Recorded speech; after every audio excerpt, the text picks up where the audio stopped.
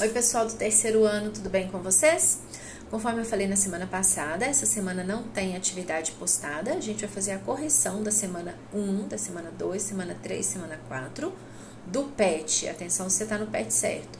PET 1, volume 1, modalidades especiais, tá? No seu PET tem que estar escrito modalidades especiais de língua portuguesa, porque cada professor pode ter se baseado em um. A gente está pegando do volume 1 de 2020, porque no ano de 2021 o governo não lançou nenhum PET novo para a EJA, tá bom?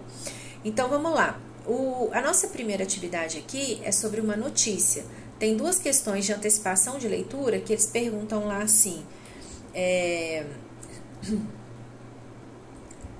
Aqui no início eles colocam, né? Letra A, que agressão esses ciclistas poderiam ter sofrido?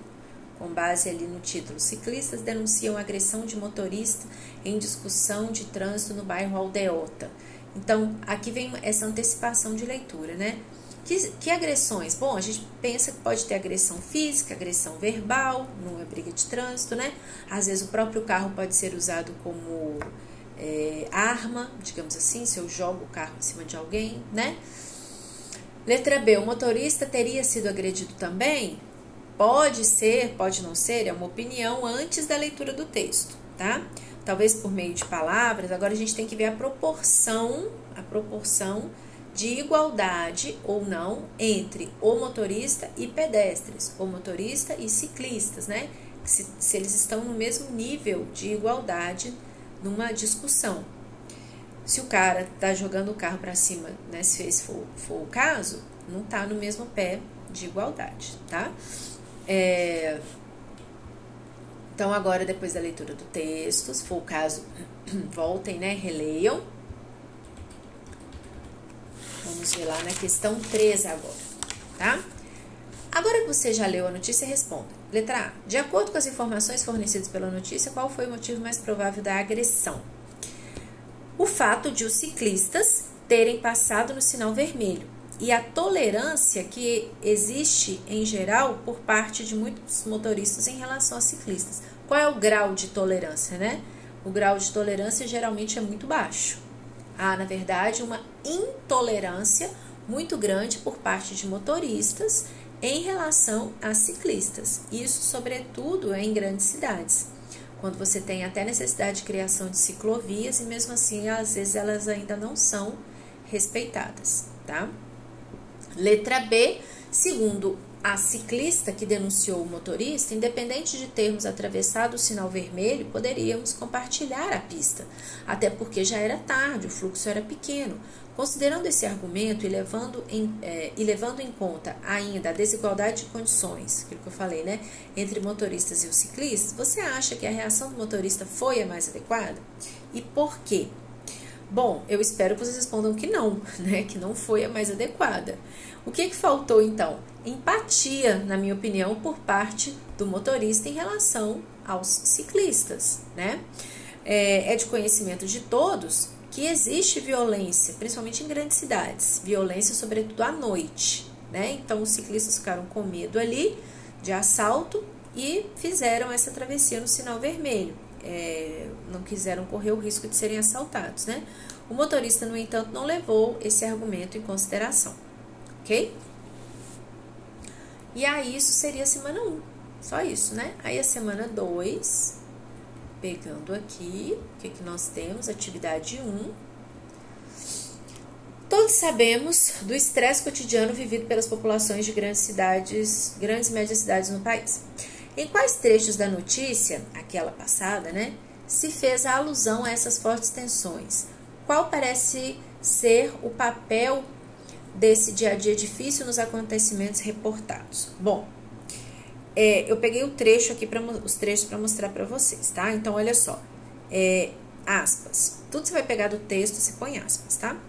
É uma pena que ainda existem pessoas que não acreditam que possa existir uma boa convivência pacífica entre bicicletas e carros, ok?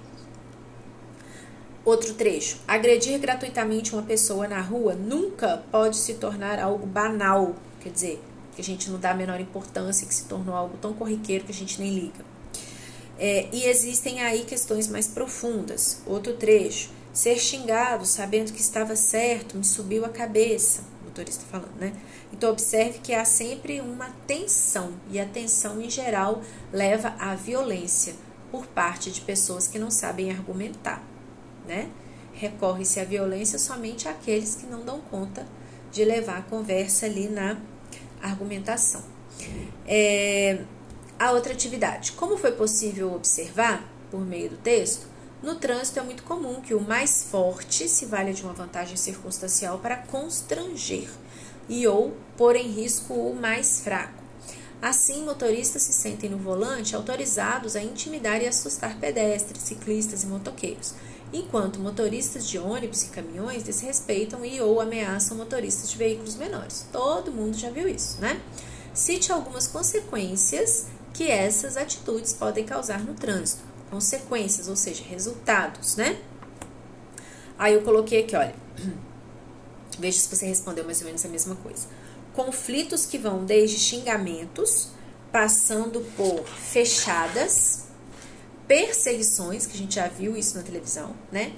Batidas propositais, e aí isso causa dano ao patrimônio, podendo chegar até mesmo a brigas físicas e assassinatos.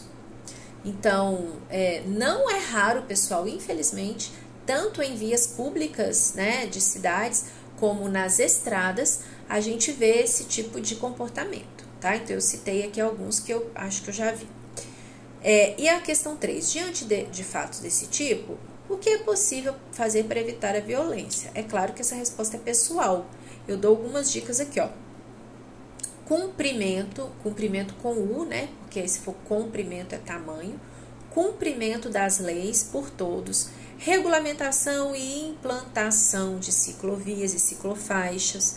Fiscalização satisfatória, agentes, né, de trânsito suficientes ali para isso. Promoção da conscientização da população associada ao desarmamento da população. Porque nessa hora de cabeça quente, abrir o porta-luva, tirar uma mala, tirar uma arma e acabar com uma vida ali, ó, é isso, né? Conforme a gente viu o cidadão ali que ficou extremamente irritado. Vai que, se ele tivesse uma arma, né? A gente não sabe. Semana 3, então, atividade 1. Se tiver alguma dúvida, pessoal, me chama no privado, tá bom? Vamos lá. Qual é o valor que a argumentação pode ter na condução da vida pública de uma comunidade, de uma cidade, de um estado ou de um país, bem como no cotidiano das pessoas, especialmente em situações que parecem difíceis? Eu estou na página 9, tá? Aí vem a questão 1, eu respondi da seguinte forma: a argumentação atua na mediação de conflitos, auxiliando na resolução de problemas de modo pacífico e civilizado, ok? Vamos ver a questão 2, então. Aí vem um textinho ali falando argumentar em situações difíceis. Felipe Breton, argumentar em situações difíceis, Barueri, Manoli e tal. Então, vamos ver. Atividade 3. Explique o que quer dizer tomar a palavra com o objetivo de pacificar uma situação. Tomar a palavra seria dialogar, trocar ideias, sem o objetivo de impor uma opinião. Condiz com uma postura de expressão e pensamentos.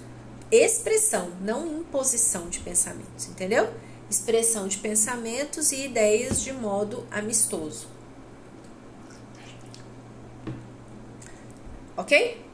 4. Na notícia sobre a briga de trânsito em Fortaleza, o motorista reconhece seu erro, mas pedem que o entendam, reconheçam o contexto adverso em que se via e não o julguem nem o crucifiquem. Nesse sentido, qual argumento foi usado pelo motorista? Ele pede para que hajam com empatia para com ele, porque o que é empatia? Você se colocar no lugar do outro e tentar enxergar como o outro está passando por aquela situação, né? Então, ele usa o argumento de que acha que deveriam ter agido com empatia em relação a ele, que as pessoas levem em conta o calor do momento, o calor no sentido, né, da tensão, do estresse. Argumenta também dizendo que não é uma pessoa violenta em essência. Ele procura identificar-se com a posição da vítima, na tentativa de que os leitores o compreendam. Aí vai de você, digamos assim, escolher um lado, né? De quem que você... a razão estava de qual lado? Com quem que você concordaria, no caso, ok? E prosseguindo, página 8 aqui, semana 4, tá? Atividades. Bom, aí eles trazem aqui um lembrete sobre o que é charge, tá? Tem uma partezinha teórica que vale a pena reler. E aí vem uma charge aqui do menininho.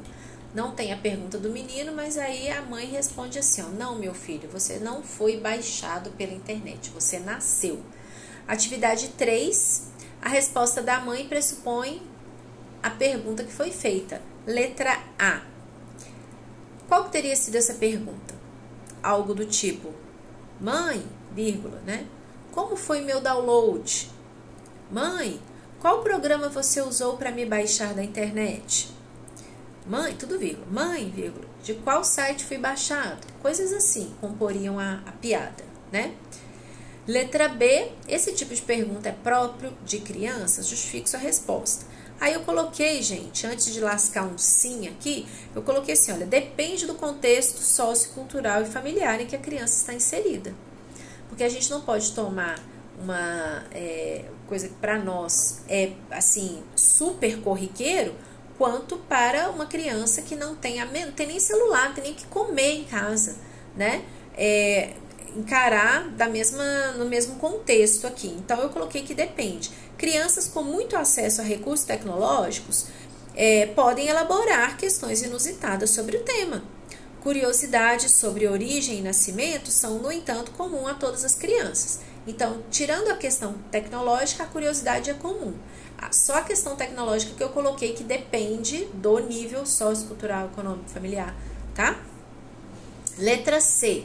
O que teria motivado a criança a fazer essa pergunta? Aí eu coloquei, certamente, o contexto em que ela vive. Na charge, há uma crítica, isso é importante, sobre a superexposição das crianças à internet, desde cedo, o que é comprovado com a pergunta inusitada do garoto, o qual parece acreditar que tudo vem da internet, até os bebês, tá? Número 4. Uma charge critica problemas sociais por meio do humor. O que está sendo criticado na charge mostrada, né, na letra A? Eu coloquei a superexposição de crianças desde cedo, superexposição é junto, tá? De crianças desde cedo à internet, com crase, a recursos tecnológicos. Letra B, no fato de uma criança supor que assim como um aplicativo, né, um app, um jogo ou um recurso tecnológico, ela tenha sido baixada da internet. Porque na letra B vem perguntando qual que é o humor, né? Então, o humor está exatamente nessa crença dele de que tudo ele acha que baixou da internet. Assim, né, qualquer recurso tecnológico. Esse pensamento inusitado porque é inesperado, né, é que gera o humor. Letra C. Destaque elementos linguísticos e visuais responsáveis pelo efeito de humor no texto. Elementos linguísticos. A oposição, por exemplo, entre baixar e nascer, tá? Essa oposição é um elemento de humor. E um outro elemento visual é a fisionomia de espanto do menino, tá? Porque isso aí tá lá, né, concreto, então é um elemento visual, tá bom? Letra D, você acha que o chargista conseguiu defender a sua ideia sobre os efeitos da tecnologia moderna na atualidade? Explique. A resposta é pessoal, mas eu espero que vocês respondam que sim, ele consegue. Ele conseguiu provocar uma reflexão sobre o tema. Por meio da crítica construída, os leitores têm aí, com acento circunflexo, porque é plural, os leitores têm a oportunidade de repensar suas próprias relações com as tecnologias, com a internet e como isso afeta as crianças, ok? Com isso, pessoal, eu fiz aqui a correção do PET 1, volume 1, modalidades especiais de 2020, todas as semanas, 1, 2, 3 e 4. Se tiver alguma dúvida, pode me chamar no privado, tá bom? Beijinho pra vocês.